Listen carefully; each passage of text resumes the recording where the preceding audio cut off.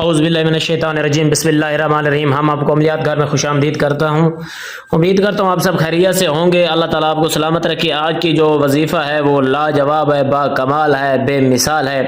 جو چاہتے ہیں کہ ان کو گردے کی تکلیف دور ہو، فالج سے شفا ہو، قوت مردی میں اضافہ ہو، ڈینگی بخار بھی لوگوں کو ہوتا ہے اس سے بھی نجات ہو، خصوصاً بہت سی بیماریاں ہیں جیسے کہ ذہنی دباؤ سے چھٹکارا، جو چاہتے ہیں چشم خلیق میں مقبول ہونا، حاکم مہربانی سے پیش آئے، بچے کا بلا وجہ رونا ہے، طلاق سے بھی محفوظ رہے، خارش میں بھی شفا آئے، تو آج کی اس ویڈیو میں ہم آپ کے لیے لائے ہیں ایک لاجواب، با مثال، با کمال، سریع الاصلاح عمل، جس کو کرنے سے آپ کو اتنا زیادہ فائدہ ہوگا آپ نے سوچا نہیں۔ اس کو کرنا کامل یقین کے ساتھ ہے۔ دیکھیں کام جو بھی کرے کامل یقین کے ساتھ کرے، ہماری طرف سے آپ کو کھلا اجازت ہے۔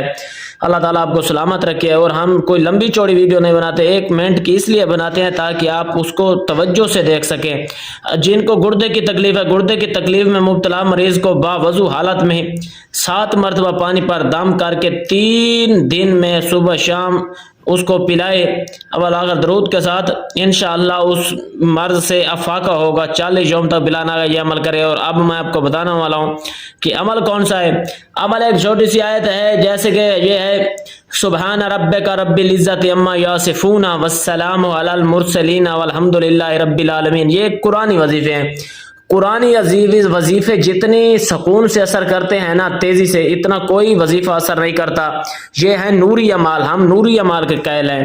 اگر کوئی شخص فالج میں مبتلا ہے تو اس کو چاہیے کہ روزانہ باوضو حالت میں 111 مرتبہ روغن زیتون پر دم کر کے اور فالج زدہ کو اس کے تیل کی مالش کرے، دن میں 2 مرتبہ صبح شام کرے۔ انشاءاللہ باری تعالیٰ مریض کو صحت یابی ہو جائے گی اور وہ اس مرض سے شفا پائے گا۔